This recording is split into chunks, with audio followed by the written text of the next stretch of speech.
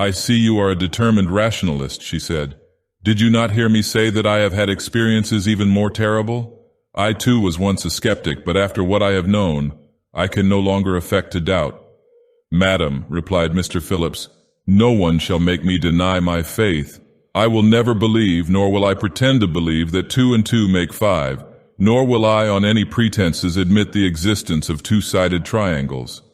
You are a little hasty, rejoined the lady, but may I ask you if you ever heard the name of Professor Gregg, the authority on ethnology and kindred subjects?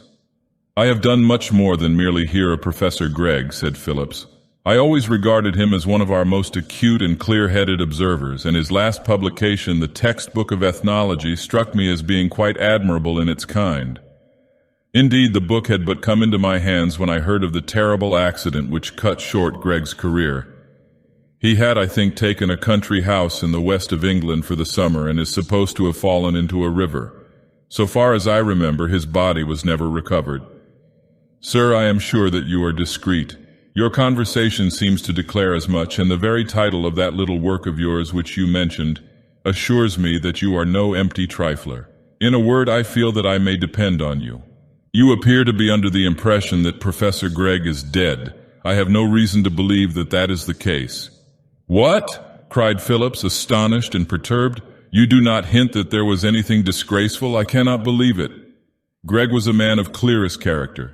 His private life was one of great benevolence, and though I myself am free from delusions, I believe him to have been a sincere and devout Christian. Surely you cannot mean to insinuate that some disreputable history forced him to flee the country? Again you are in a hurry, replied the lady. I said nothing of all this.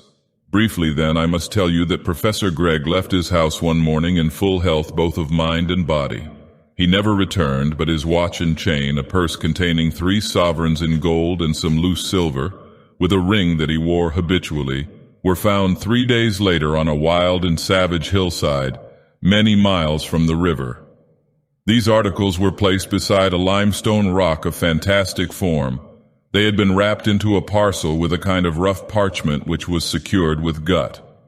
The parcel was opened, and the inner side of the parchment bore an inscription done with some red substance.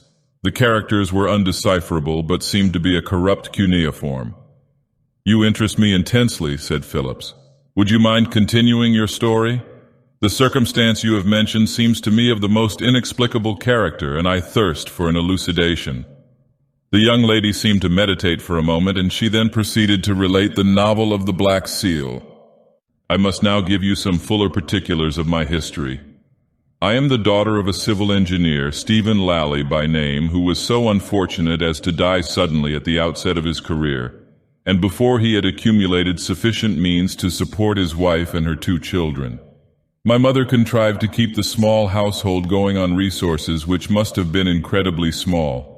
We lived in a remote country village because most of the necessaries of life were cheaper than in a town, but even so we were brought up with the severest economy. My father was a clever and well-read man and left behind him a small but select collection of books containing the best Greek, Latin, and English classics, and these books were the only amusement we possessed. My brother, I remember, learned Latin out of Descartes' Meditationes, and I, in place of the little tales which children are usually told to read, had nothing more charming than a translation of the Gesta Romanorum. We grew up thus, quiet and studious children, and in course of time my brother provided for himself in the manner I have mentioned. I continued to live at home. My poor mother had become an invalid and demanded my continual care, and about 2 years ago she died after many months of painful illness. My situation was a terrible one. The shabby furniture barely sufficed to pay the debts I had been forced to contract, and the books I dispatched to my brother, knowing how he would value them. I was absolutely alone. I was aware how poorly my brother was paid, and though I came up to London in the hope of finding employment with the understanding that he would defray my expenses, I swore it should only be for a month, and that if I could not in that time find some work, I would starve rather than deprive him of the few miserable pounds he had laid by for his day of trouble. I took a little room in a distant suburb, the cheapest that I could find. I lived on bread and tea, and I spent my time in vain answering of advertisements, in vainer walks to addresses I had noted. Day followed on day and week on week, and still I was unsuccessful. till at last the term I had appointed drew to a close, and I saw before me the grim prospect of slowly dying of starvation. My landlady was good-natured in her way. She knew the slenderness of my means, and I am sure that she would not have turned me out of doors. It remained for me then to go away and to try and die in some quiet place. It was winter then, and a thick white fog gathered in the early part of the afternoon, becoming more dense as the day wore on. It was a Sunday, I remember, and the people of the house were at chapel. At about 3 o'clock I crept out and walked away as quickly as I could, for I was weak from abstinence. The white mist wrapped all the streets in silence, and a hard frost had gathered thick upon the bare branches of the trees, and frost crystals glittered on the wooden fences and on the cold, cruel ground beneath my feet.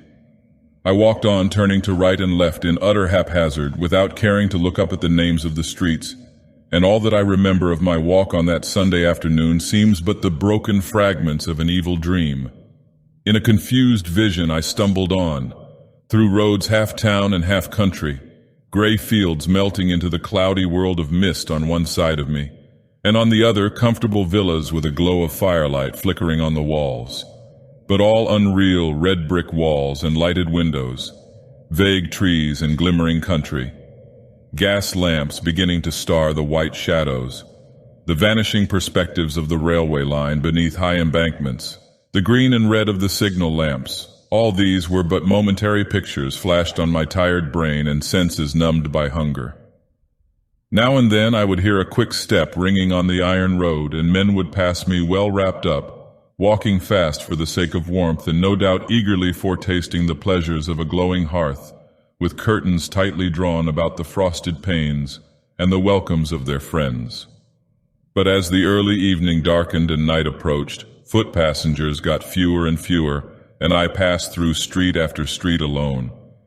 In the white silence I stumbled on, as desolate as if I trod the streets of a buried city, and as I grew more weak and exhausted, something of the horror of death was folding thickly round my heart.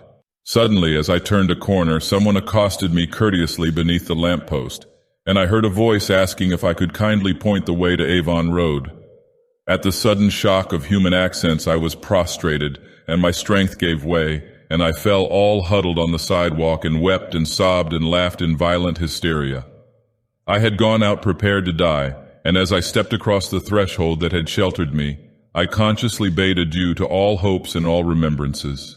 The door clanged behind me with the noise of thunder, and I felt that an iron curtain had fallen on the brief passages of my life, and that henceforth I was to walk a little way in a world of gloom and shadow. I entered on the stage of the first act of death. Then came my wandering in the mist, the whiteness wrapping all things, the void streets and muffled silence, till when that voice spoke to me, it was as if I had died and life returned to me. In a few minutes I was able to compose my feelings, and as I rose I saw that I was confronted by a middle-aged gentleman of specious appearance, neatly and correctly dressed. He looked at me with an expression of great pity, but before I could stammer out my ignorance of the neighborhood, for indeed I had not the slightest notion of where I had wandered, he spoke. "My dear madam," he said, "you seem in some terrible distress. You cannot think how you alarmed me. But may I inquire the nature of your trouble? I assure you that you can safely confide in me." "You are very kind," I replied, "but I fear there is nothing to be done. My condition seems a hopeless one." "Oh, nonsense, nonsense, you are too young to talk like that. Come, let us walk down here, and you must tell me your difficulty. Perhaps I may be able to help you." There was something very soothing and persuasive in his manner, and as we walked together I gave him an outline of my story and told of the despair that had oppressed me almost to death. "You were wrong to give in so completely," he said when I was silent. "A month is too short a time in which to feel one's way in London. London, let me tell you, Miss Lally, does not lie open and undefended. It is a fortified place, fossed and double-moated with curious intricacies. As must always happen in large towns, the conditions of life have become hugely artificial. No mere simple palisade is run up to oppose the man or woman who would take the place by storm, but serried lines of subtle contrivances, mines, and pitfalls which it needs a strange skill to overcome. You, in your simplicity, fancied you had only to shout for these walls to sink into nothingness. But the time is gone for such startling victories as these. Take courage. You will learn the secret of success before very long." "Alas, sir," I replied, "I have no doubt your conclusions are correct, but at the present moment I seem to be in a fair way to die of starvation." "You spoke of a secret. For heaven's sake, tell it me if you have any pity for my distress." He laughed genially. "There lies the strangeness of it all. Those who know the secret cannot tell it if they would. It is positively as ineffable as the central doctrine of Freemasonry.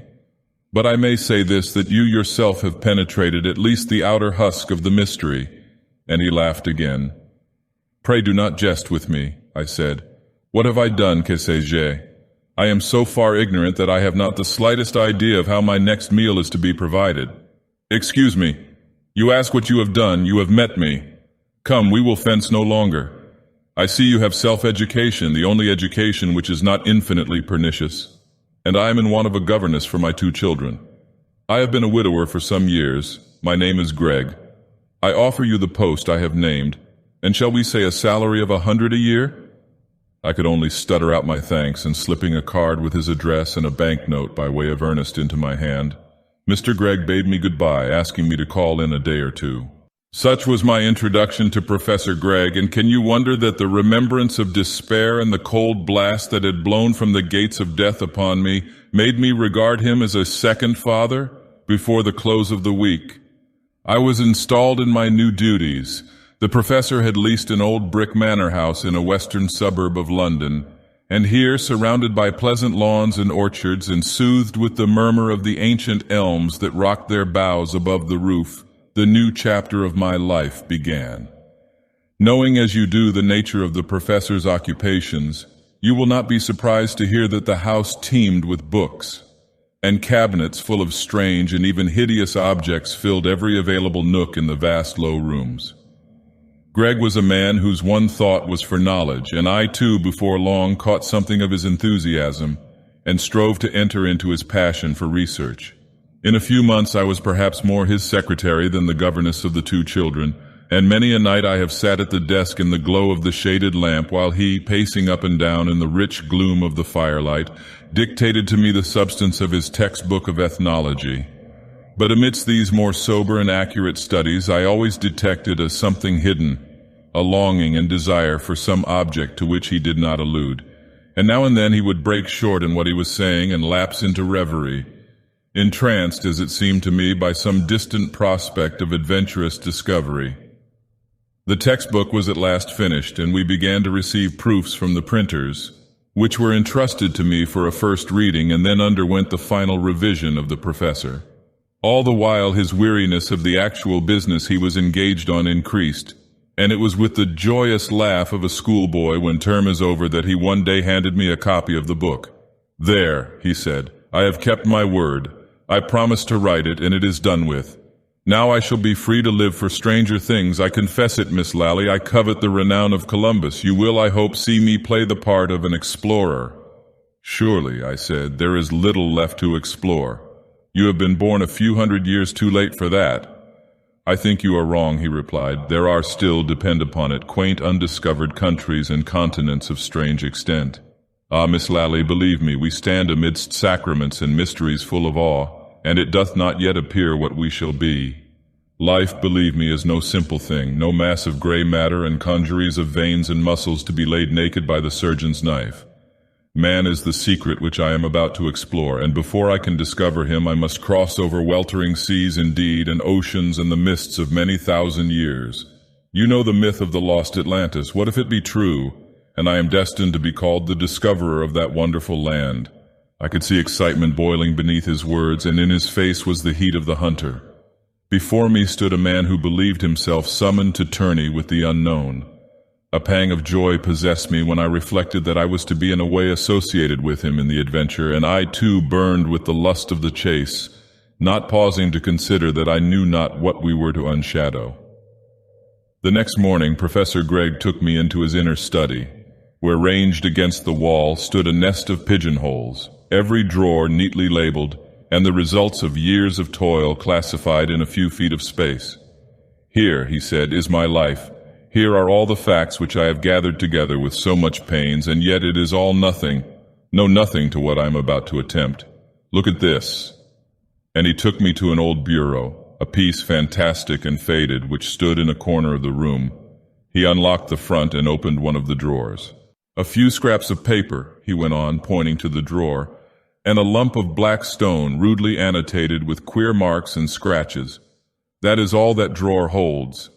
Here you see is an old envelope with the dark red stamp of 20 years ago. But I have penciled a few lines at the back. Here is a sheet of manuscript, and here some cuttings from obscure local journals.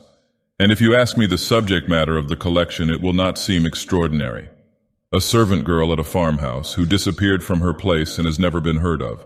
A child supposed to have slipped down some old working on the mountains. Some queer scribbling on a limestone rock. A man murdered with a blow from a strange weapon. Such is the scent I have to go upon. Yes, as you say, there is a ready explanation for all this. The girl may have run away to London or Liverpool or New York. The child may be at the bottom of the disused shaft.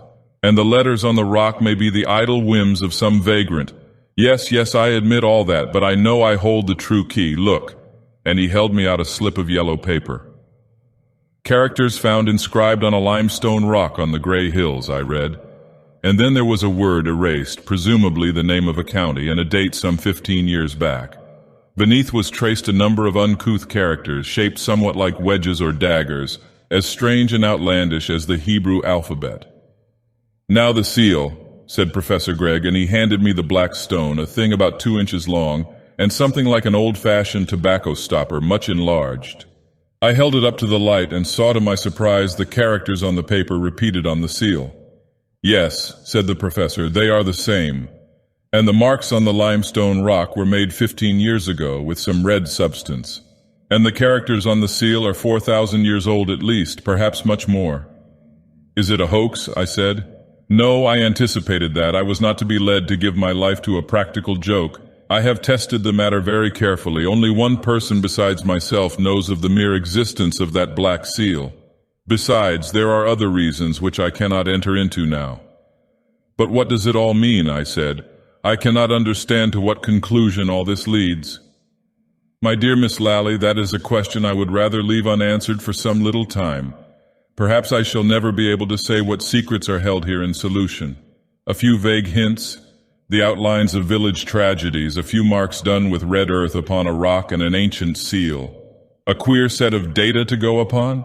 Half a dozen pieces of evidence, and 20 years before even so much could be got together, and who knows what mirage or terra incognita may be beyond all this. I look across deep waters, Miss Lally, and the land beyond may be but a haze after all. But still I believe it is not so, and a few months will show whether I am right or wrong. He left me, and alone I endeavored to fathom the mystery, wondering to what goal such eccentric odds and ends of evidence could lead. I myself am not wholly devoid of imagination, and I had reason to respect the professor's solidity of intellect. Yet I saw in the contents of the drawer but the materials of fantasy, and vainly tried to conceive what theory could be founded on the fragments that had been placed before me. Indeed, I could discover in what I had heard and seen but the first chapter of an extravagant romance, and yet deep in my heart I burned with curiosity, and day after day I looked eagerly in Professor Gregg's face for some hint of what was to happen. It was one evening after dinner that the word came. I hope you can make your preparations without much trouble, he said suddenly to me. We shall be leaving here in a week's time. Really, I said in astonishment, where are we going? I've taken a country house in the west of England, not far from Kerman, a quiet little town, once a city, and the headquarters of a Roman legion.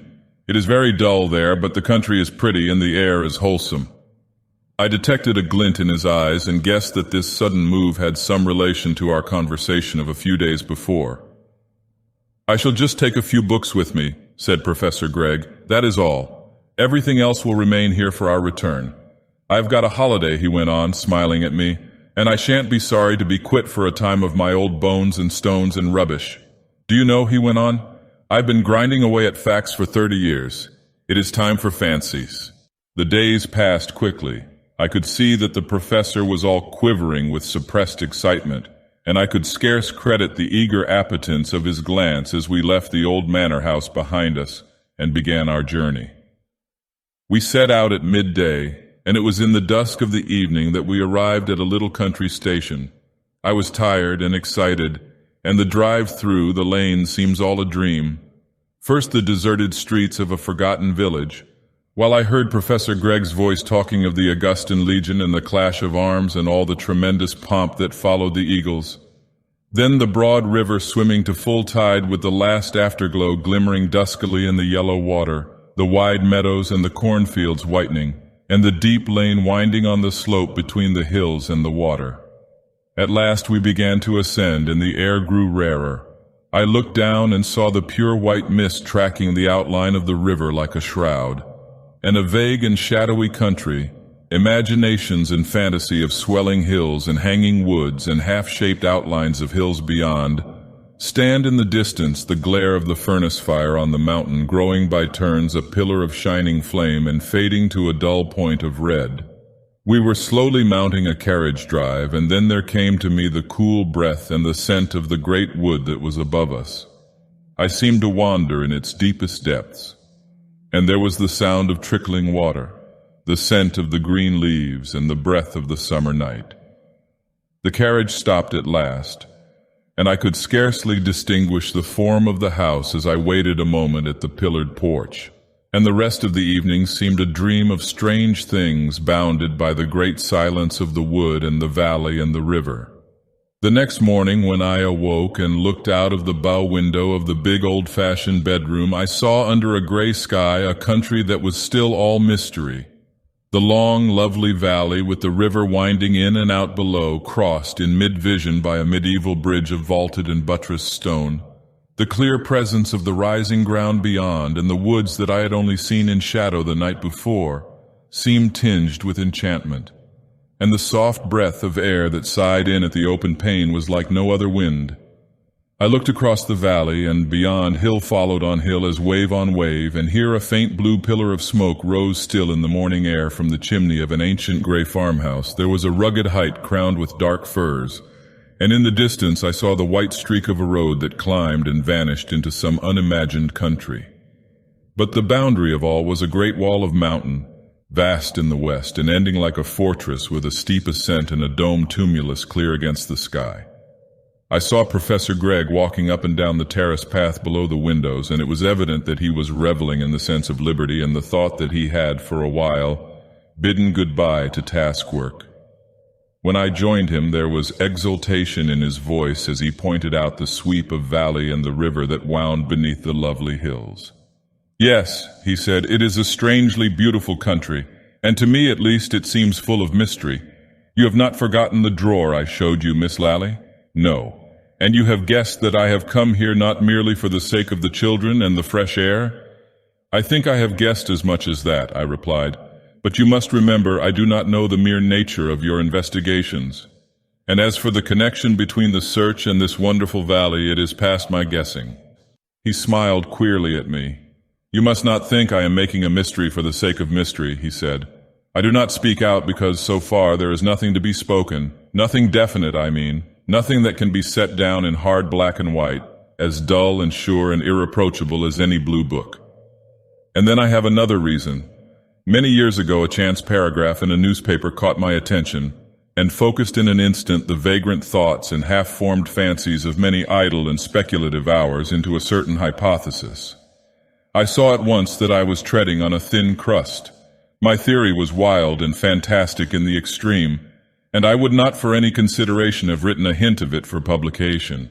But I thought that in the company of scientific men like myself, men who knew the course of discovery, and were aware that the gas that blazes and flares in the gin palace was once a wild hypothesis, I thought that with such men as these I might hazard my dream, let us say Atlantis or the Philosopher's Stone or what you like, without danger of ridicule.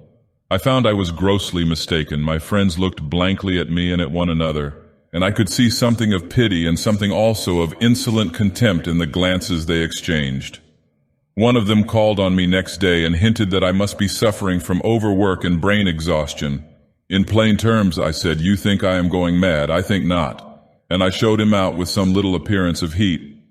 Since that day I vowed that I would never whisper the nature of my theory to any living soul. To no one but yourself have I ever shown the contents of that drawer. After all, I may be following a rainbow. I may have been misled by the play of coincidence.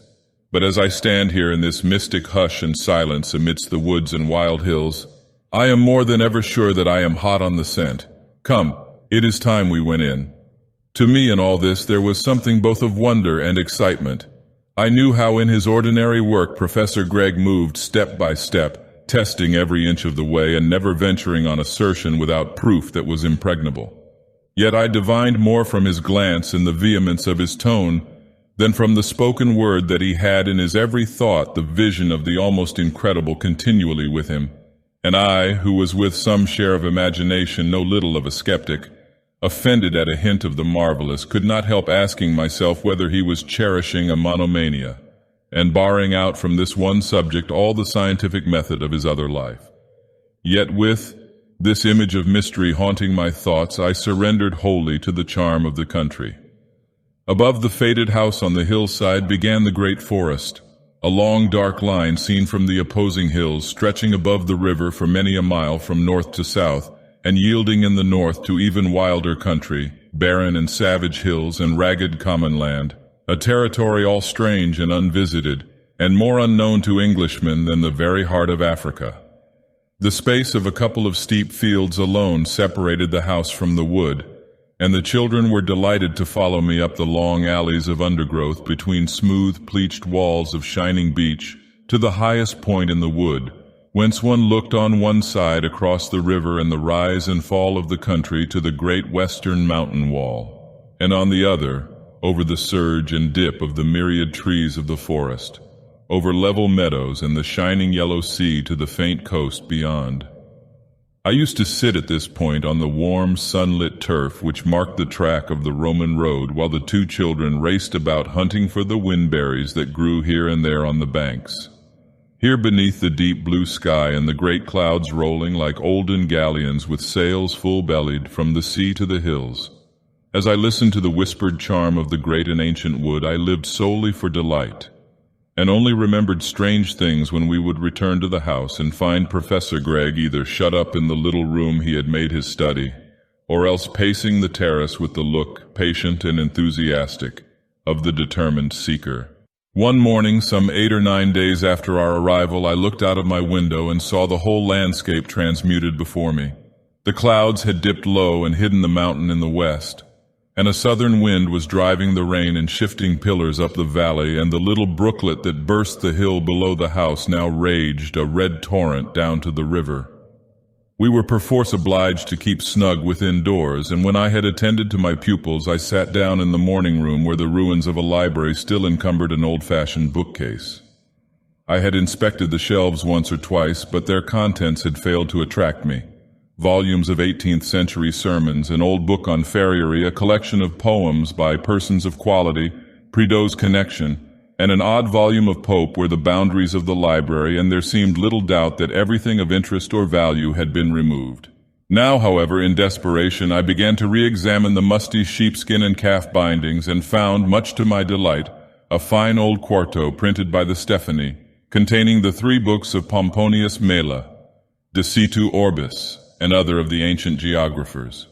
I knew enough of Latin to steer my way through an ordinary sentence, and I soon became absorbed in the odd mixture of fact and fancy, light shining on a little of the space of the world, and beyond mist and shadow and awful forms. Glancing over the clear-printed pages, my attention was caught by the heading of a chapter in Solinus, and I read the words, Mira de intimis gentibus Libiae, Delaware lapide hexiconta litho, the wonders of the people that inhabit the inner parts of Libya, and of the stone called 60 Stone. The odd title attracted me, and I read on.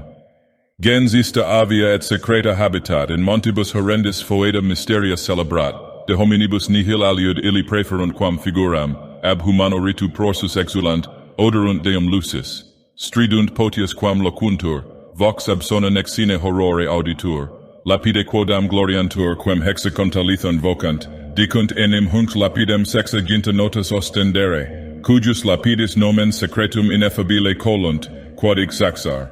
This folk, I translated to myself, dwells in remote and secret places and celebrates foul mysteries on savage hills.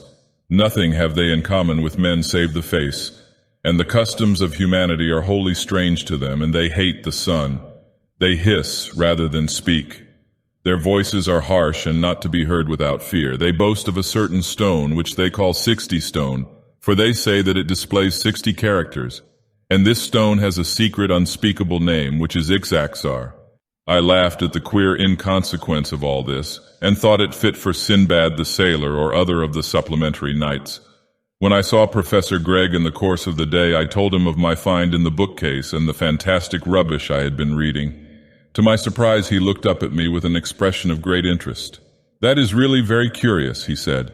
"I have never thought it worthwhile to look into the old geographers, and I dare say I have missed a good deal. Ah, that is the passage, is it?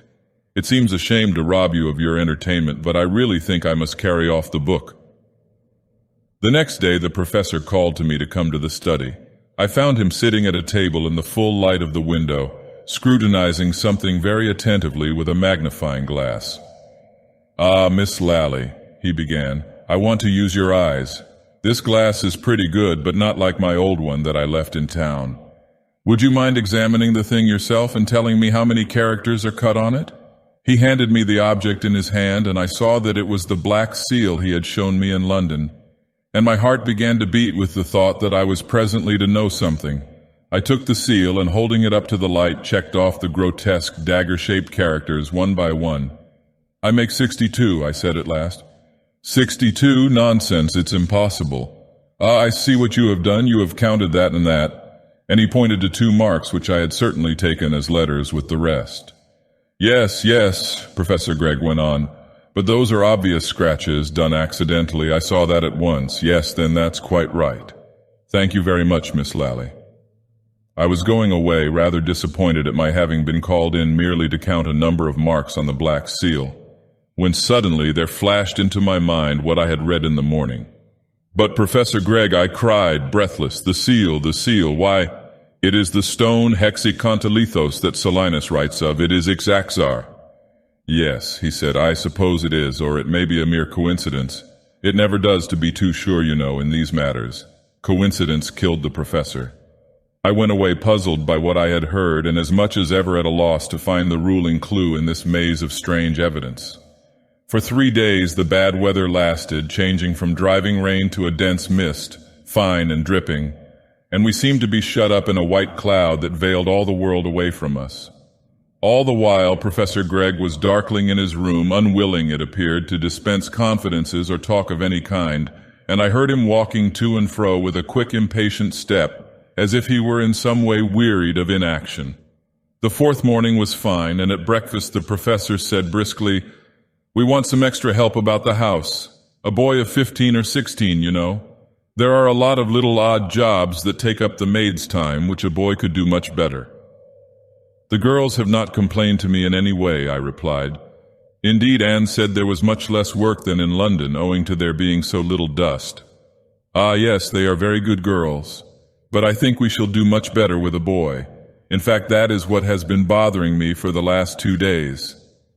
"Bothering you?" I said in astonishment, for as a matter of fact the professor never took the slightest interest in the affairs of the house. "Yes," he said, "the weather, you know. I really couldn't go out in that Scotch mist. I don't know the country very well, and I should have lost my way, but I am going to get the boy this morning."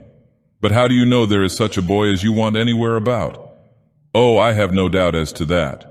I may have to walk a mile or 2 at the most, but I am sure to find just the boy I require." I thought the professor was poking, but though his tone was airy enough, there was something grim and set about his features that puzzled me. He got his stick and stood at the door looking meditatively before him, and as I passed through the hall he called to me, "By the way, Miss Lally, there was one thing I wanted to say to you. I dare say you may have heard that some of these country lads are not over bright. Idiotic would be a harsh word to use, and they are usually called naturals, or something of the kind. I hope you won't mind if the boy I am after should turn out not too keen-witted. He will be perfectly harmless, of course, and blacking boots doesn't need much mental effort." With that he was gone, striding up the road that led to the wood, and I remained stupefied, and then for the first time my astonishment was mingled with a sudden note of terror, arising I knew not whence, and all unexplained even to myself. And yet I felt about my heart for an instant something of the chill of death, and that shapeless, formless dread of the unknown that is worse than death itself. I tried to find courage in the sweet air that blew up from the sea, and in the sunlight after rain. But the mystic woods seemed to darken around me, and the vision of the river coiling between the reeds and the silver gray of the ancient bridge fashioned in my mind symbols of vague dread, as the mind of a child fashions terror from things harmless and familiar. 2 hours later, Professor Gregg returned. I met him as he came down the road and asked quietly if he had been able to find a boy. "Oh yes," he answered. "I found one easily enough. His name is Gervais Craddock, and I expect he will make himself very useful. His father has been dead for many years, and the mother, whom I saw, seemed very glad at the prospect of a few shillings extra coming in on Saturday nights. As I expected, he is not too sharp, has fits at times," the mother said. "But as he will not be trusted with the china, that doesn't much matter, does it? And he is not in any way dangerous, you know, merely a little weak." "When is he coming?" "Tomorrow morning at 8 o'clock. Anne will show him what he has to do and how to do it. At first he will go home every night, but perhaps it may ultimately turn out more convenient for him to sleep here and only go home for Sundays." I found nothing to say to all this. Professor Gregg spoke in a quiet tone of matter-of-fact, as indeed was warranted by the circumstance, and yet I could not quell my sensation of astonishment at the whole affair. I knew that in reality no assistance was wanted in the housework, and the professor's prediction that the boy he was to engage might prove a little simple, followed by so exact a fulfillment, struck me as bizarre in the extreme. The next morning I heard from the housemaid that the boy Craddock had come at 8, and that she had been trying to make him useful. "He doesn't seem quite all there, I don't think, miss," was her comment. And later in the day I saw him helping the old man who worked in the garden. He was a youth of about 14, with black hair and black eyes and an olive skin, and I saw at once from the curious vacancy of his expression that he was mentally weak. He touched his forehead awkwardly as I went by, and I heard him answering the gardener in a queer, harsh voice that caught my attention. It gave me the impression of someone speaking deep below under the earth, and there was a strange sibilance like the hissing of the phonograph as the pointer travels over the cylinder. I heard that he seemed anxious to do what he could, and was quite docile and obedient, and Morgan the gardener, who knew his mother, assured me he was perfectly harmless. "He's always been a bit queer," he said, "and no wonder after what his mother went through before he was born. I did know his father, Thomas Craddock, well, and a very fine workman he was too, indeed. He got something wrong with his lungs owing to working in the wet woods and never got over it and went off quite sudden-like. And they do say as how Mrs. Craddock was quite off her head. Anyhow, she was found by Mr. Hillier Tycock all crouched up on the grey hills over there, crying and weeping like a lost soul. And Gervais, he was born about 8 months afterwards, and as I was saying, he was a bit queer always. And they do say when he could scarcely walk, he would frighten the other children into fits with the noises he would make." A word in the story had stirred up some remembrance within me, and vaguely curious, I asked the old man where the grey hills were. "Up there," he said with the same gesture he had used before. "You go past the Fox and Hounds and through the forest by the old ruins. It's a good 5 miles from here, and a strange sort of a place. The poorest soil between this and Monmouth, they do say, though it's good feed for sheep. Yes, it was a sad thing for poor Mrs. Craddock." The old man turned to his work, and I strolled on down the path between the espaliers, gnarled and gouty with age, thinking of the story I had heard and groping for the point in it that had some key to my memory. In an instant it came before me. I had seen the phrase "Grey Hills" on the slip of yellowed paper that Professor Gregg had taken from the drawer in his cabinet. Again I was seized with pangs of mingled curiosity and fear. I remembered the strange characters copied from the limestone rock, and then again their identity with the inscription on the age-old seal, and the fantastic fables of the Latin geographer. I saw beyond doubt that unless coincidence had set all the scene and disposed all these bizarre events with curious art, I was to be a spectator of things far removed from the usual and customary traffic and jostle of life. Professor Gregg I noted day by day. He was hot on his trail, growing lean with eagerness. And in the evenings, when the sun was swimming on the verge of the mountain, he would pace the terrace to and fro with his eyes on the ground, while the mist grew white in the valley. And the stillness of the evening brought far voices near, and the blue smoke rose a straight column from the diamond-shaped chimney of the gray farmhouse, just as I had seen it on the first morning. I have told you I was of skeptical habit, but though I understood little or nothing, I began to dread, vainly proposing to myself the iterated dogmas of science that all life is material, and that in the system of things there is no undiscovered land even beyond the remotest stars, where the supernatural can find a footing. Yet there struck in on this the thought that matter is as really awful and unknown as spirit, that science itself but dallies on the threshold, scarcely gaining more than a glimpse of the wonders of the inner place. There is one day that stands up from amidst the others as a grim red beacon betokening evil to come.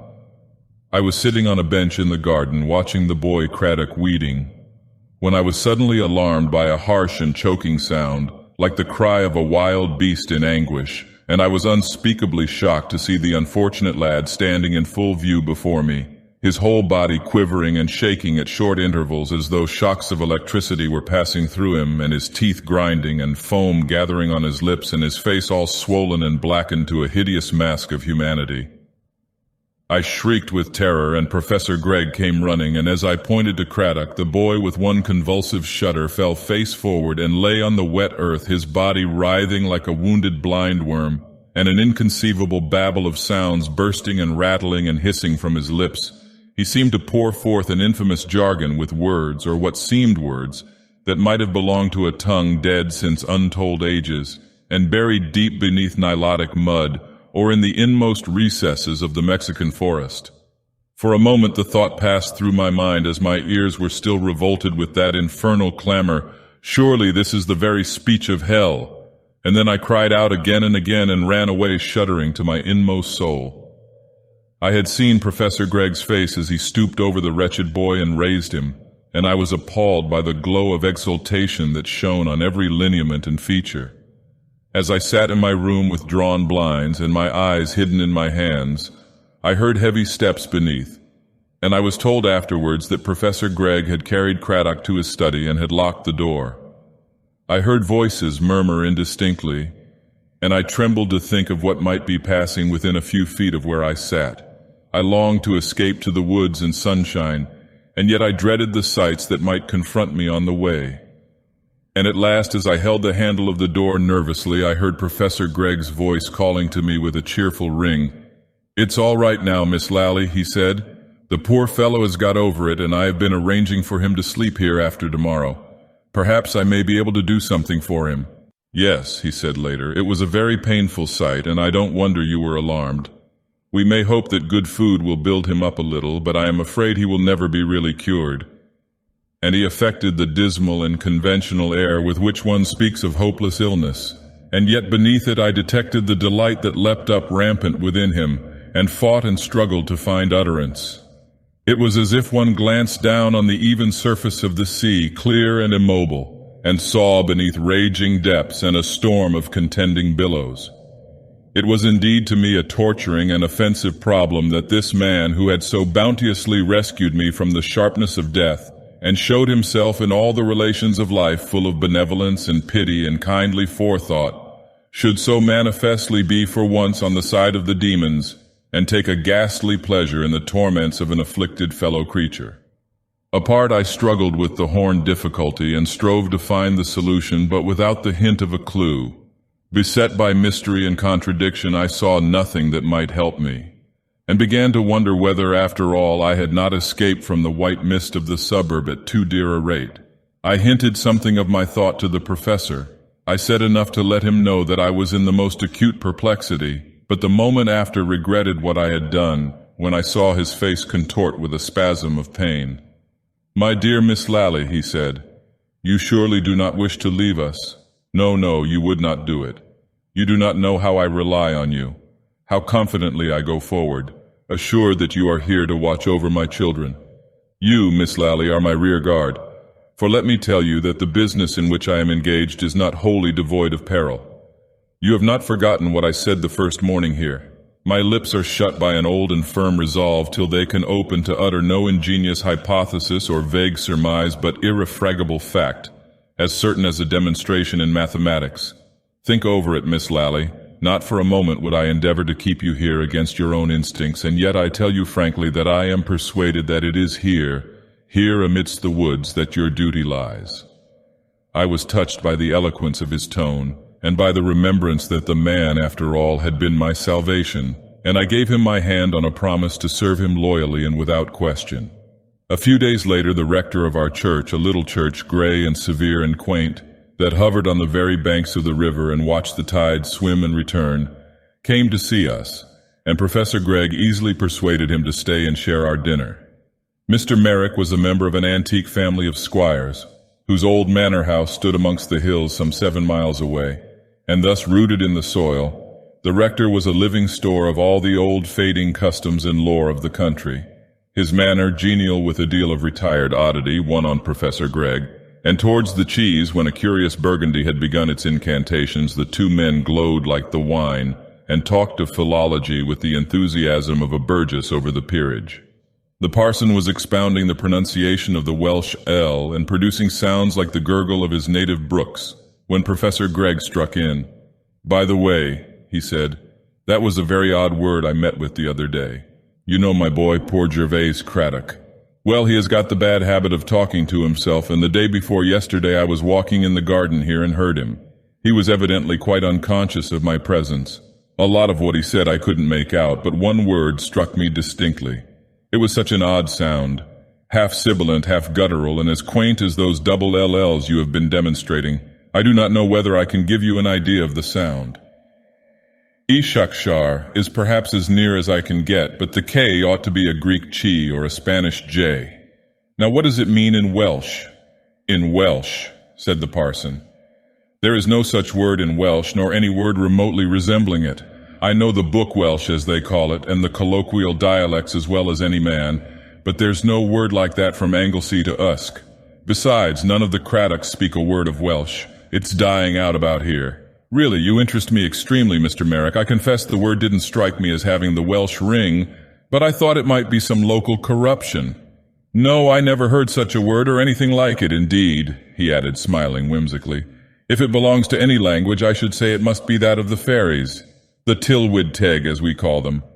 The talk went on to the discovery of a Roman villa in the neighborhood, and soon after I left the room and sat down apart to wonder at the drawing together of such strange clues of evidence. As the professor had spoken of the curious word, I had caught the glint of his eye upon me, and though the pronunciation he gave was grotesque in the extreme, I recognized the name of the stone of 60 characters mentioned by Solinus. The black seal shut up in some secret drawer of the study, stamped forever by a vanished race with signs that no man could read, signs that might, for all I knew, be the veils of awful things done long ago, and forgotten before the hills were molded into form. When the next morning I came down, I found Professor Gregg pacing the terrace in his eternal walk. "Look at that bridge," he said when he saw me. "Observe the quaint and Gothic design, the angles between the arches and the silvery gray of the stone in the awe of the morning light. I confess it seems to me symbolic. It should illustrate a mystical allegory of the passage from one world to another." "Professor Gregg," I said quietly, "it is time that I knew something of what has happened and of what is to happen." For the moment he put me off, but I returned again with the same question in the evening, and then Professor Gregg flamed with excitement.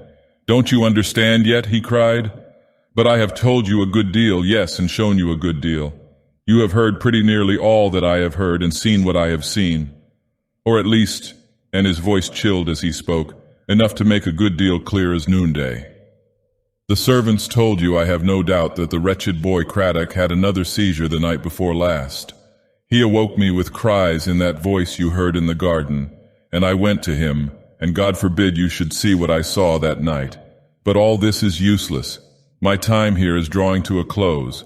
I must be back in town in 3 weeks, as I have a course of lectures to prepare, and need all my books about me. In a very few days it will be all over, and I shall no longer hint and no longer be liable to ridicule as a madman and a quack. No, I shall speak plainly, and I shall be heard with such emotions as perhaps no other man has ever drawn from the breasts of his fellows." He paused and seemed to grow radiant with the joy of great and wonderful discovery. "But all that is for the future, the near future certainly, but still the future," he went on at length. "There is something to be done yet. You will remember my telling you that my researches were not altogether devoid of peril? Yes, there is a certain amount of danger to be faced. I did not know how much when I spoke on the subject before, and to a certain extent I am still in the dark. But it will be a strange adventure, the last of all, the last demonstration in the chain. He was walking up and down the room as he spoke, and I could hear in his voice the contending tones of exultation and despondence, or perhaps I should say awe, the awe of a man who goes forth on unknown waters. And I thought of his allusion to Columbus on the night he had laid his book before me. The evening was a little chilly, and a fire of logs had been lighted in the study where we were, and the remittent flame and the glow on the walls reminded me of the old days. I was sitting silent in an armchair by the fire, wondering over all I had heard and still vainly speculating as to the secret springs concealed from me under all the phantasmagoria I had witnessed, when I became suddenly aware of a sensation that change of some sort had been at work in the room, and that there was something unfamiliar in its aspect. For some time I looked about me, trying in vain to localize the alteration that I knew had been made. The table by the window, the chairs, the faded settee were all as I had known them. Suddenly, as a sought-for recollection flashes into the mind, I knew what was amiss. I was facing the professor's desk, which stood on the other side of the fire, and above the desk was a grimy-looking bust of Pitt that I had never seen there before. And then I remembered the true position of this work of art. In the furthest corner by the door was an old cupboard, projecting into the room, and on the top of the cupboard, 15 feet from the floor, the bust had been, and there no doubt it had delayed, accumulating dirt since the early years of the century. I was utterly amazed and sat silent still in a confusion of thought. There was, so far as I knew, no such thing as a stepladder in the house, for I had asked for one to make some alterations in the curtains of my room, and a tall man standing on a chair would have found it impossible to take down the bust. It had been placed not on the edge of the cupboard but far back against the wall, and Professor Gregg was, if anything, under the average height. "How on earth did you manage to get down Pitt?" I said at last. The professor looked curiously at me and seemed to hesitate a little. "They must have found you a stepladder, or perhaps the gardener brought in a short ladder from outside." "No, I have had no ladder of any kind. Now, Miss Lally," he went on with an awkward simulation of jest, "there is a little puzzle for you, a problem in the manner of the inimitable Holmes. There are the facts, plain and patent. Summon your acuteness to the solution of the puzzle. For heaven's sake," he cried with a breaking voice, "say no more about it. I tell you I never touched the thing." And he went out of the room with horror manifest on his face, and his hand shook and jarred the door behind him. I looked round the room in vague surprise, not at all realizing what had happened, making vain and idle surmises by way of explanation, and wondering at the stirring of black waters by an idle word, and the trivial change of an ornament. This is some petty business, some whim on which I have jarred, I reflected. The professor is perhaps scrupulous and superstitious over trifles, and my question may have outraged unacknowledged fears, as though one killed a spider or spilled the salt before the very eyes of a practical Scotchwoman. I was immersed in these fond suspicions and began to plume myself a little on my immunity from such empty fears when the truth fell heavily as lead upon my heart, and I recognized with cold terror that some awful influence had been at work. The bust was simply inaccessible. Without a ladder, no one could have touched it. I went out to the kitchen and spoke as quietly as I could to the housemaid. "Who moved that bust from the top of the cupboard, Anne?" I said to her. "Professor Gregg says he has not touched it. Did you find an old stepladder in one of the outhouses?"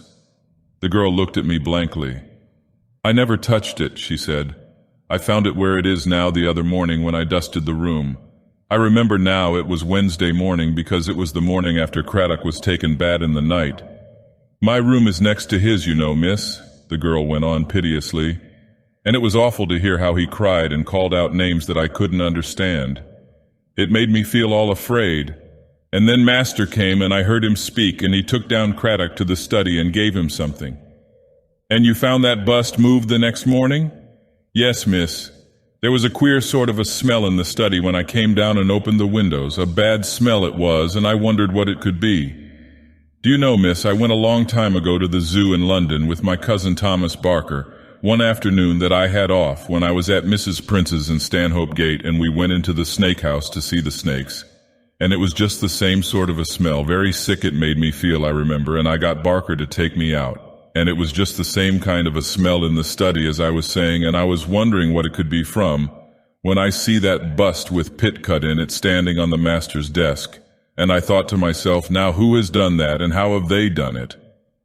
And when I came to dust the things, I looked at the bust, and I saw a great mark on it where the dust was gone, for I don't think it can have been touched with a duster for years and years, and it wasn't like finger marks, but a large patch, like broad and spread out. So I passed my hand over it without thinking what I was doing, and where that patch was, it was all sticky and slimy, as if a snail had crawled over it. Very strange, isn't it, miss? And I wonder who can have done it, and how that mess was made. The well-meant gabble of the servant touched me to the quick. I lay down upon my bed and bit my lip that I should not cry out loud in the sharp anguish of my terror and bewilderment. Indeed, I was almost mad with dread. I believe that if it had been daylight, I should have fled hot foot, forgetting all courage and all the debt of gratitude that was due to Professor Gregg, not caring whether my fate were that I must starve slowly so long as I might escape from the net of blind and panic fear that every day seemed to draw a little closer round me. If I knew, I thought, if I knew what there were to dread, I could guard against it. But here, in this lonely house, shut in on all sides by the olden woods and the vaulted hills, terror seems to spring inconsequent from every covert, and the flesh is aghast at the half-heard murmurs of horrible things. All in vain I strove to summon skepticism to my aid, and endeavored by cool common sense to buttress my belief in a world of natural order. For the air that blew in at the open window was a mystic breath, and in the darkness I felt the silence go heavy and sorrowful as a mass of requiem, and I conjured images of strange shapes gathering fast amidst the reeds beside the wash of the river. In the morning, from the moment that I set foot in the breakfast room, I felt that the unknown plot was drawing to a crisis. The professor's face was firm and set, and he seemed hardly to hear our voices when we spoke. "I am going out for rather a long walk," he said when the meal was over. "You mustn't be expecting me now or thinking anything has happened if I don't turn up to dinner. I have been getting stupid lately, and I dare say a miniature walking tour will do me good. Perhaps I may even spend the night in some little inn if I find any place that looks clean and comfortable." I heard this, and knew by my experience of Professor Gregg's manner that it was no ordinary business or pleasure that impelled him. I knew not, nor even remotely guessed, where he was bound, nor had I the vaguest notion of his errand. But all the fear of the night before returned, and as he stood smiling on the terrace ready to set out, I implored him to stay and to forget all his dreams of the undiscovered continent. "No, no, Miss Lally," he replied, still smiling. "It's too late now. Vestigia nulla retrorsum, you know, is the device of all true explorers, though I hope it won't be literally true in my ease. But indeed you are wrong to alarm yourself so. I look upon my little expedition as quite commonplace, no more exciting than a day with the geological hammers. There is a risk, of course, but so there is on the commonest excursion. I can afford to be jaunty. I am doing nothing so hazardous as Airy does 100 times over in the course of every bank holiday. Well then, you must look more cheerfully, and so goodbye till tomorrow at latest." He walked briskly up the road, and I saw him open the gate that marks the entrance of the wood, and then he vanished in the gloom of the trees. All the day passed heavily with a strange darkness in the air, and again I felt as if imprisoned amidst the ancient woods, shut in an olden land of mystery and dread, and as if all was long ago and forgotten by the living outside. I hoped and dreaded, and when the dinner hour came, I waited expecting to hear the professor's step in the hall, and his voice exulting at I knew not what triumph. I composed my face to welcome him gladly, but the night descended dark, and he did not come. In the morning, when the maid knocked at my door, I called out to her and asked if her master had returned, and when she replied that his bedroom stood open and empty, I felt the cold clasp of despair. Still, I fancied he might have discovered genial company and would return for luncheon, or perhaps in the afternoon, and I took the children for a walk in the forest and tried my best to play and laugh with them and to shut out the thoughts of mystery and veiled terror. Hour after hour I waited, and my thoughts grew darker. Again the night came and found me watching, and at last, as I was making much ado to finish my dinner, I heard steps outside and the sound of a man's voice. The maid came in and looked oddly at me. "Please, miss," she began, Mr. Morgan the gardener wants to speak to you for a minute, if you didn't mind." "Show him in, please," I answered, and I set my lips tight. The old man came slowly into the room, and the servant shut the door behind him. "Sit down, Mr. Morgan," I said. "What is it that you want to say to me?" "Well, Mr. Gregg, he gave me something for you yesterday morning just before he went off, and he told me particular not to hand it up before 8 o'clock this evening exactly, if so be as he wasn't back again home before, and if he should come home before I was just to return it to him in his own hands. So you see, as Mr. Gregg isn't here yet, I suppose I'd better give you the parcel directly." He pulled out something from his pocket and gave it to me, half rising. I took it silently, and seeing that Morgan seemed doubtful as to what he was to do next, I thanked him and bade him good night, and he went out. I was left alone in the room with the parcel in my hand, a paper parcel neatly sealed and directed to me with the instructions Morgan had quoted, all written in the professor's large, loose hand. I broke the seals with a choking at my heart, and found an envelope inside, addressed also but open, and I took the letter out. "My dear Miss Lally," it began, "to quote the old logic manual, the case of your reading this note is a case of my having made a blunder of some sort, and I am afraid a blunder that turns these lines into a farewell. It is practically certain that neither you nor anyone else will ever see me again. I have made my will with provision for this eventuality, and I hope you will consent to accept the small remembrance addressed to you, and my sincere thanks for the way in which you joined your fortunes to mine. The fate which has come upon me is desperate and terrible beyond the remotest dreams of man. But this fate you have a right to know, if you please. If you look in the left-hand drawer of my dressing table, you will find the key of the escritoire properly labeled. In the well of the escritoire is a large envelope sealed and addressed to your name. I advise you to throw it forthwith into the fire. You will sleep better of nights if you do so. But if you must know the history of what has happened, it is all written down for you to read." The signature was firmly written below, and again I turned the page and read out the words one by one, aghast and white to the lips, my hands cold as ice and sickness choking me. The dead silence of the room and the thought of the dark woods and hills closing me in on every side oppressed me, helpless and without capacity, and not knowing where to turn for counsel. At last I resolved that though knowledge should haunt my whole life and all the days to come, I must know the meaning of the strange terrors that had so long tormented me, rising gray, dim, and awful, like the shadows in the wood at dusk. I carefully carried out Professor Gregg's directions, and not without reluctance broke the seal of the envelope, and spread out his manuscript before me. That manuscript I always carry with me, and I see that I cannot deny your unspoken request to read it. This, then, was what I read that night, sitting at the desk with a shaded lamp beside me. The young lady who called herself Miss Lally then proceeded to recite the statement of William Gregg, F.R.S., etc. It is many years since the first glimmer of the theory, which is now almost if not quite reduced to fact, dawned first on my mind. A somewhat extensive course of miscellaneous and obsolete reading had done a good deal to prepare the way, and later, when I became somewhat of a specialist and immersed myself in the studies known as ethnological, I was now and then startled by facts that would not square with orthodox scientific opinion, and by discoveries that seemed to hint at something still hidden for all our research. More particularly, I became convinced that much of the folklore of the world is but an exaggerated account of events that really happened, and I was especially drawn to consider the stories of the fairies, the good folk of the Celtic races. Here I thought I could detect the fringe of embroidery and exaggeration, the fantastic guise, the little people dressed in green and gold sporting in the flowers, and I thought I saw a distinct analogy between the name given to this race, supposed to be imaginary, and the description of their appearance and manners.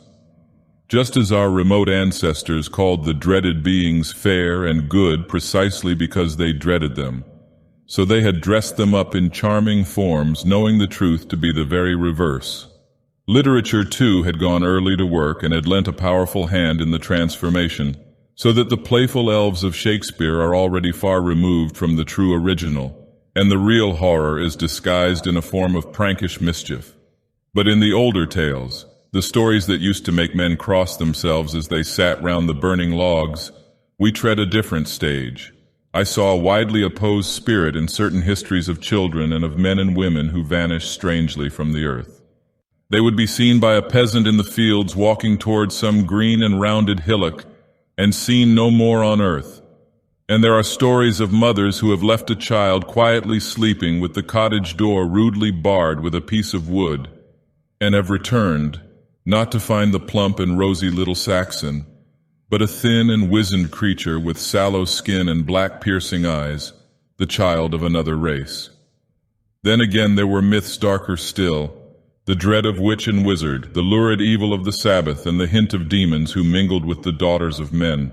And just as we have turned the terrible fair folk into a company of benignant if freakish elves, so we have hidden from us the black foulness of the witch and her companions under a popular diablerie of old women and broomsticks, and a comic cat with tail on end.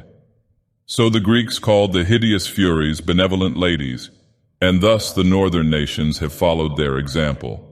I pursued my investigation, stealing odd hours from other and more imperative labors, and I asked myself the question, supposing these traditions to be true, who were the demons who are reported to have attended the Sabbaths? I need not say that I laid aside what I may call the supernatural hypothesis of the Middle Ages, and came to the conclusion that fairies and devils were of one and the same race and origin. Invention, no doubt, and the Gothic fancy of old days had done much in the way of exaggeration and distortion.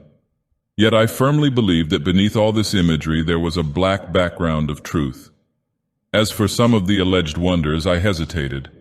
While I should be very loath to receive any one specific instance of modern spiritualism as containing even a grain of the genuine, yet I was not wholly prepared to deny that human flesh may now and then, once perhaps in 10 million cases, be the veil of powers which seem magical to us.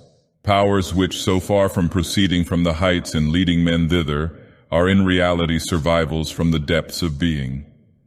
The amoeba and the snail have powers which we do not possess, and I thought it possible that the theory of reversion might explain many things which seem wholly inexplicable. Thus stood my position. I saw good reason to believe that much of the tradition, a vast deal of the earliest and uncorrupted tradition of the so-called fairies, represented solid fact, and I thought that the purely supernatural element in these traditions was to be accounted for on the hypothesis that a race which had fallen out of the grand march of evolution might have retained, as a survival, certain powers which would be to us wholly miraculous. Such was my theory as it stood conceived in my mind, and working with this in view, I seemed to gather confirmation from every side, from the spoils of a tumulus or a barrow, from a local paper reporting an antiquarian meeting in the country, and from general literature of all kinds. Amongst other instances, I remember being struck by the phrase articulate-speaking men in Homer, as if the writer knew or had heard of men whose speech was so rude that it could hardly be termed articulate. And on my hypothesis of a race who had lagged far behind the rest, I could easily conceive that such a folk would speak a jargon but little removed from the inarticulate noises of brute beasts. Thus I stood satisfied that my conjecture was at all events not far removed from fact, when a chance paragraph in a small country print one day arrested my attention. It was a short account of what was to all appearance the usual sordid tragedy of the village. A young girl unaccountably missing, an evil rumor blatant and busy with her reputation.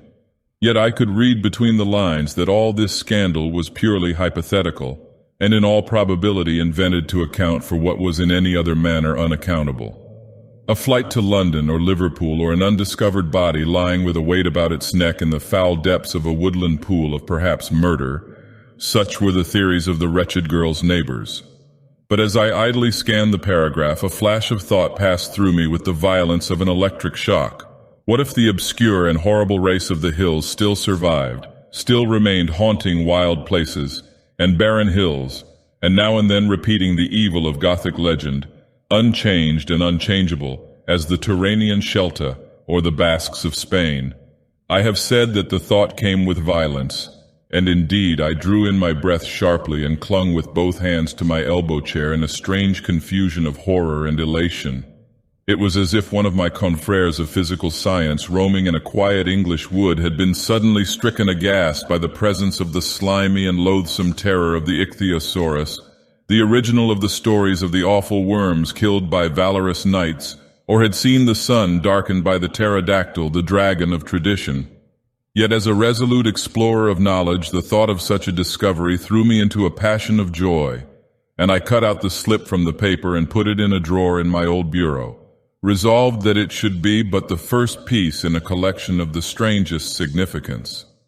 I sat long that evening dreaming of the conclusions I should establish, nor did cooler reflection at first dash my confidence. Yet as I began to put the case fairly, I saw that I might be building on an unstable foundation. The facts might possibly be in accordance with local opinion, and I regarded the affair with a mood of some reserve. Yet I resolved to remain perched on the lookout, and I hugged to myself the thought that I alone was watching and wakeful, while the great crowd of thinkers and searchers stood heedless and indifferent, perhaps letting the most prerogative facts pass by unnoticed.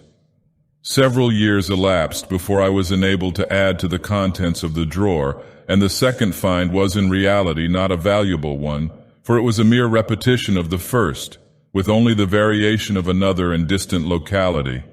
Yet I gained something, for in the second case, as in the first, the tragedy took place in a desolate and lonely country, and so far my theory seemed justified. But the third piece was to me far more decisive. Again, amongst outland hills, far even from a main road of traffic, an old man was found done to death, and the instrument of execution was left beside him. Here indeed there was rumor and conjecture, for the deadly tool was a primitive stone axe bound by gut to the wooden handle, and surmises the most extravagant and improbable were indulged in. Yet as I thought with a kind of glee, the wildest conjectures went far astray, and I took the pains to enter into correspondence with the local doctor who was called at the inquest. He, a man of some acuteness, was dumbfounded. "It will not do to speak of these things in country places," he wrote to me, "but frankly, Professor Gregg, there is some hideous mystery here. I have obtained possession of the stone axe and have been so curious as to test its powers. I took it into the back garden of my house one Sunday afternoon when my family and the servants were all out, and there, sheltered by the poplar hedges, I made my experiments. I found the thing utterly unmanageable. Whether there is some peculiar balance, some nice adjustment of weights which require incessant practice, or whether an effectual blow can be struck only by a certain trick of the muscles, I do not know. But I assure you that I went into the house with but a sorry opinion of my athletic capacities. It was like an inexperienced man putting the hammer. The force exerted seemed to return on oneself, and I found myself hurled backwards with violence, while the axe fell harmless to the ground. On another occasion I tried the experiment with a clever woodman of the place, but this man, who had handled his axe for 40 years, could do nothing with the stone implement, and missed every stroke most ludicrously. In short, if it were not so supremely absurd, I should say that for 4,000 years no one on earth could have struck an effective blow with the tool that undoubtedly was used to murder the old man. This, as may be imagined, was to me rare news, and afterwards, when I heard the whole story and learned that the unfortunate old man had babbled tales of what might be seen at night on a certain wild hillside, hinting at unheard-of wonders, and that he had been found cold one morning on the very hill in question, my exultation was extreme, for I felt I was leaving conjecture far behind me. But the next step was of still greater importance. I had possessed for many years an extraordinary stone seal, a piece of dull black stone 2 inches long from the handle to the stamp, and the stamping end a rough hexagon 1.25 inches in diameter. Altogether it presented the appearance of an enlarged tobacco stopper of an old-fashioned make. It had been sent to me by an agent in the East, who informed me that it had been found near the site of the ancient Babylon. But the characters engraved on the seal were to me an intolerable puzzle. Somewhat of the cuneiform pattern, there were yet striking differences which I detected at the first glance, and all efforts to read the inscription on the hypothesis that the rules for deciphering the arrow-headed writing would apply proved futile.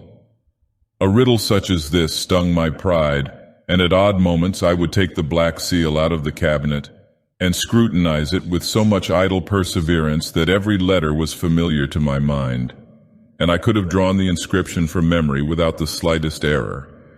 Judge then of my surprise when I one day received from a correspondent in the west of England a letter and an enclosure that positively left me thunderstruck. I saw carefully traced on a large piece of paper the very characters of the black seal, without alteration of any kind, and above the inscription my friend had written, "Inscription found on a limestone rock on the Grey Hills, Monmouthshire, done in some red earth and quite recent." I turned to the letter. My friend wrote, "I send you the enclosed inscription with all due reserve. A shepherd who passed by the stone a week ago swears that there was then no mark of any kind. The characters, as I have noted, are formed by drawing some red earth over the stone, and are of an average height of 1 inch. They look to me like a kind of cuneiform character, a good deal altered, but this of course is impossible. It may be either a hoax or more probably some scribble of the gypsies, who are plentiful enough in this wild country. They have, as you are aware, many hieroglyphics which they use in communicating with one another. I happened to visit the stone in question 2 days ago in connection with a rather painful incident which has occurred here. As may be supposed, I wrote immediately to my friend, thanking him for the copy of the inscription and asking him in a casual manner the history of the incident he mentioned. To be brief, I heard that a woman named Craddock, who had lost her husband a day before, had set out to communicate the sad news to a cousin who lived some 5 miles away. She took a shortcut which led by the Grey Hills. Mrs. Craddock, who was then quite a young woman, never arrived at her relative's house. Late that night, a farmer who had lost a couple of sheep supposed to have wandered from the flock was walking over the Grey Hills with a lantern and his dog. His attention was attracted by a noise which he described as a kind of wailing, mournful and pitiable to hear. And guided by the sound, he found the unfortunate Mrs. Craddock crouched on the ground by the limestone rock, swaying her body to and fro and lamenting and crying in so heart-rending a manner that the farmer was, as he says, at first obliged to stop his ears or he would have run away. The woman allowed herself to be taken home, and a neighbor came to see to her necessities. All the night she never ceased her crying, mixing her lament with words of some unintelligible jargon, and when the doctor arrived he pronounced her insane. She lay on her bed for a week, now wailing, as people said, like one lost and damned for eternity, and now sunk in a heavy coma. It was thought that grief at the loss of her husband had unsettled her mind, and the medical man did not at one time expect her to live. I need not say that I was deeply interested in this story, and I made my friend write to me at intervals with all the particulars of the case. I heard then that in the course of 6 weeks the woman gradually recovered the use of her faculties, and some months later she gave birth to a son, christened Gervais, who unhappily proved to be of weak intellect. Such were the facts known to the village. But to me, while I whitened at the suggested thought of the hideous enormities that had doubtless been committed, all this was nothing short of conviction, and I incautiously hazarded a hint of something like the truth to some scientific friends. The moment the words had left my lips, I bitterly regretted having spoken, and thus given away the great secret of my life, but with a good deal of relief mixed with indignation. I found my fears altogether misplaced, for my friends ridiculed me to my face, and I was regarded as a madman. And beneath a natural anger I chuckled to myself, feeling as secure amidst these blockheads as if I had confided what I knew to the desert sands. But now, knowing so much, I resolved I would know all, and I concentrated my efforts on the task of deciphering the inscription on the Black Seal. For many years I made this puzzle the sole object of my leisure moments, for the greater portion of my time was, of course, devoted to other duties, and it was only now and then that I could snatch a week of clear research. If I were to tell the full history of this curious investigation, this statement would be wearisome in the extreme, for it would contain simply the account of long and tedious failure. By what I knew already of ancient scripts, I was well equipped for the chase, as I always termed it to myself. I had correspondence amongst all the scientific men in Europe, and indeed in the world, and I could not believe that in these days any character, however ancient and however perplexed, could long resist the searchlight I should bring to bear upon it. Yet in point of fact it was fully 14 years before I succeeded. With every year my professional duties increased and my leisure became smaller. This no doubt retarded me a good deal, and yet, when I look back on those years, I am astonished at the vast scope of my investigation of the Black Seal. I made my bureau a center, and from all the world and from all the ages I gathered transcripts of ancient writing. Nothing, I resolved, should pass me unawares, and the faintest hint should be welcomed and followed up.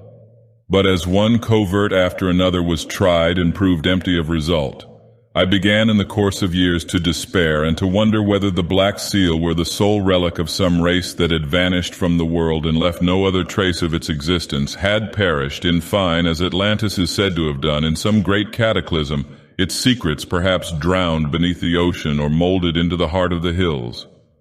The thought chilled my warmth a little, and though I still persevered, it was no longer with the same certainty of faith. A chance came to the rescue. I was staying in a considerable town in the north of England, and took the opportunity of going over the very creditable museum that had for some time been established in the place. The curator was one of my correspondents, and as we were looking through one of the mineral cases, my attention was struck by a specimen, a piece of black stone some 4 inches square, the appearance of which reminded me in a measure of the Black Seal. I took it up carelessly and was turning it over in my hand when I saw to my astonishment that the underside was inscribed. I said quietly enough to my friend the curator that the specimen interested me, and that I should be much obliged if he would allow me to take it with me to my hotel for a couple of days. He, of course, made no objection, and I hurried to my rooms and found that my first glance had not deceived me. There were 2 inscriptions, one in the regular cuneiform character, another in the character of the Black Seal, and I realized that my task was accomplished. I made an exact copy of the 2 inscriptions, and when I got to my London study and had the seal before me, I was able seriously to grapple with the great problem. The interpreting inscription on the museum specimen, though in itself curious enough, did not bear on my quest, but the transliteration made me master of the secret of the Black Seal. Conjecture, of course, had to enter into my calculations. There was here and there uncertainty about a particular ideograph, and one sign recurring again and again on the seal baffled me for many successive nights. But at last the secret stood open before me in plain English, and I read the key of the awful transmutation of the hills. The last word was hardly written when, with fingers all trembling and unsteady, I tore the scrap of paper into the minutest fragments and saw them flame and blacken in the red hollow of the fire, and then I crushed the gray films that remained into finest powder. Never since then have I written those words. Never will I write the phrases which tell me how man can be reduced to the slime from which he came, and be forced to put on the flesh of the reptile and the snake. There was now but one thing remaining, I knew, but I desired to see, and I was after some time able to take a house in the neighborhood of the Grey Hills, and not far from the cottage where Mrs. Craddock and her son Gervase resided. I need not go into a full and detailed account of the apparently inexplicable events which have occurred here where I am writing this.